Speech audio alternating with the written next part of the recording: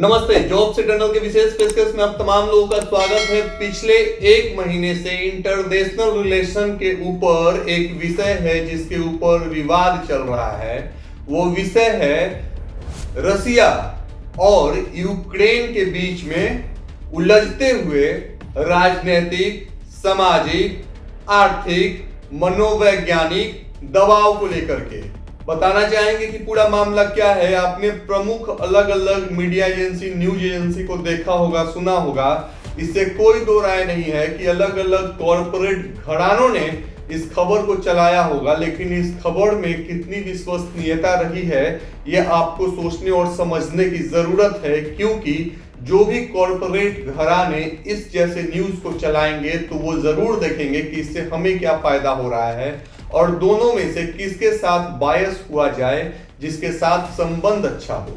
लेकिन विद्यार्थियों के लिए बताना चाहेंगे कि जॉब्स एटर्नल हिंदुस्तान का नंबर 1 न्यूज चैनल है जो सिर्फ शिक्षा, रोजगार, गुणवत्ता की बात करता है। यहाँ पे न राजनीति है, न कोई हंगामा है, न यहाँ पे मनोरंजन है। तो आज हम शिक्षा के पॉइंट ऑफ व्यू से, इंफॉर्मेशन के पॉइंट ऑफ व्यू से देखेंगे कि जो यूरोपियन कंट्री रसिया और यूक्रेन के बीच में घटनाएं घट रही हैं, मामला है, विवाद है, उसकी शुरुआत कहां से हुई और कितना ये एक तरीके से बड़ा है मसला। चलिए अब करते हैं फटाफट खबरों की शुरुआत और बताना चाहेंगे आपको कि 2013 और 14 की बात है। उससे पहले तक रसिया और यूक्रेन में मिली जुली सरकार यूक्रेन में चल रही थी जो रसिया के इशारों पे काम कर रही थी। लेकिन 2013 और 14 में ऐसा भयानक वहां पे प्रोटेस्ट हुआ जिसके बदौलत वहां पे यूक्रेन के राष्ट्रपति को यूक्रेन को छोड़कर भागना पड़ा और फिर से चुनाव हुए और यूक्रेन में नए राष्ट्रपति का चयन हुआ। अब सारा जर वहीं से शुरू हुआ। जब नए राष्ट्रपति का चुनाव हुआ, नए राष्ट्रपति बनकर आए तो वो यूक्रेन को यूरोपियन कंट्री में मिलाते हुए नाटो में शामिल होना चाहते थे। अब ऐसे में सारा का सारा जर यहीं से शुरू हुआ।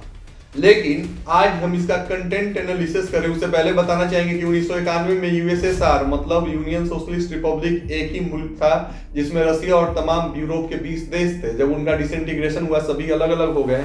आप जा करके ज्योग्राफिकल बाउंड्री में यूक्रेन को देखिएगा तो आपको वहां पे यूक्रेन रसिया के नेबरिंग कंट्री में नजर आ रहा होगा।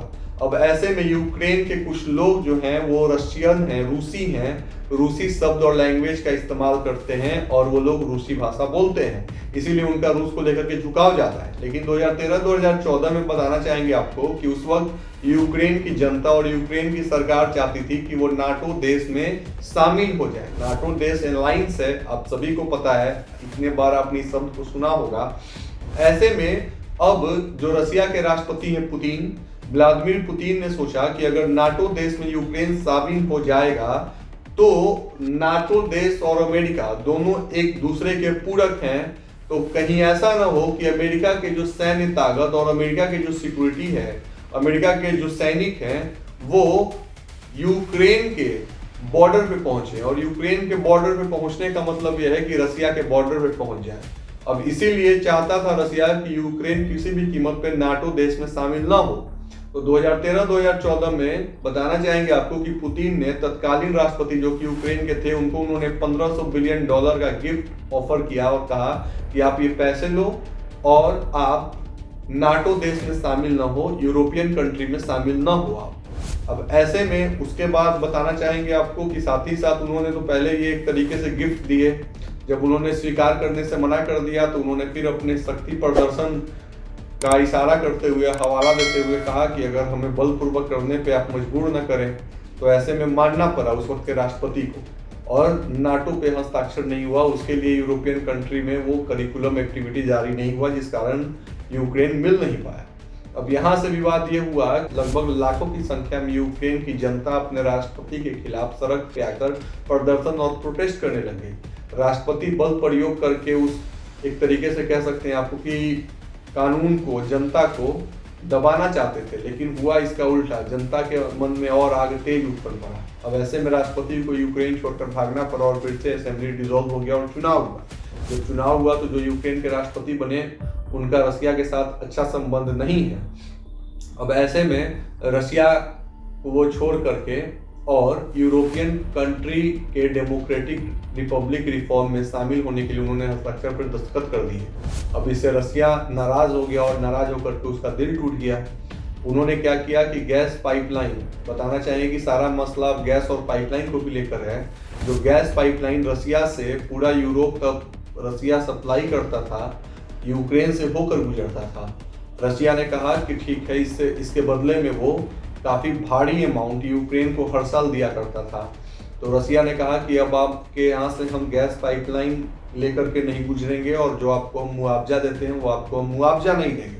और इसके लिए रशिया ने डायरेक्ट, बताना चाहेंगे आपको, कि समुद्र के रास्ते पाइपलाइन बनाया, जिससे कि हम जर्मनी और यूरोप के तमाम देशों में गैस और ऑयल को सप्लाई करेंगे। आर्थिक रूप से यूक्रेन का नुकसान हुआ। बात नुकसान तक होता तो समझ में आ जाता। इसके बाद क्या हुआ? इसके बाद ये हुआ कि पुतिन ने 2013-14 में एक बयान दिया जिसमें उन्होंने ये कहा कि रशिया के इतिहास का अभिन्न अंग रहा है यूक्रेन। यूक्रेन के लोग और यूक्रेन की संस्कृति रशिया की संस्कृति है और रशिया का हिस्सा यूक्रेन है। तो अब ऐसे में एक तरीके से कह सकते हैं हम कि पुतिन ने कहा कि तुम मुझे भूल जाओ, ये हम होने नहीं देंगे, और हम तुम्हें भूल जाएं, ये हो नहीं सकता। तो पुतिन किसी न किसी तरीके से चाहते हैं यूक्रेन रशिया के साथ हो, नाटो देश में शामिल नहीं हो। अब सैन्य कार्रवाई इतनी बढ़ रही है क्योंकि अमेरिका और नाटो देश एक दूसरे के पूरक हैं।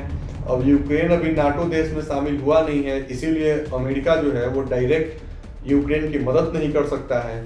साथ ही साथ अमेरिका के लिए भी चिंता का सबब है कि अमेरिका एक साथ रशिया और चाइना से लड़ नहीं सकता है, और अगर अमेरिका रशिया के साथ ही इस युद्ध में कूद गया तो चाइना सुपर पावर बन जाएगा।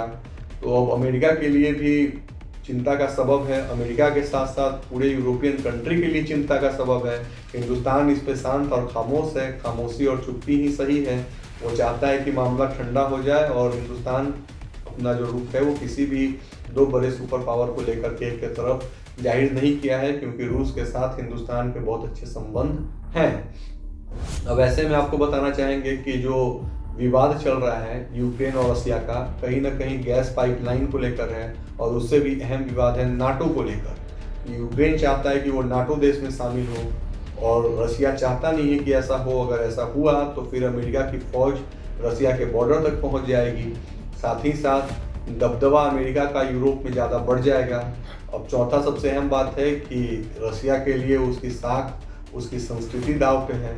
जैसे हिंदुस्तान का बंटवारा हुआ जिसमें बांग्लादेश और पाकिस्तान अलग अलग हो गया, वैसे ही रशिया के साथ भी एक घटना घटी। 20 देश उसको एक साथ छोड़ के चले गए। Union state of socialist Republic का जब डिसइंटीग्रेशन हुआ 1991 में, तो जितने भी देश थे उन्होंने रशिया को छोड़ करके और यूरोप में शामिल हुए। यूरोपियन कंटिनेंट उनको बोला गया। तो रशिया को आर्थिक रूप से, सांस्कृतिक रूप से, कल्चर के रूप से नुकसान तो हुआ ही हुआ है, इसमें कोई दो राय नहीं है। अब देखना दिलचस्प होगा कि आने वाले समय में क्या कुछ होता है। कार्यक्रम अच्छा लगे तो इसे लाइक, शेयर, सब्सक्राइब जरूर करें। धन्यवाद।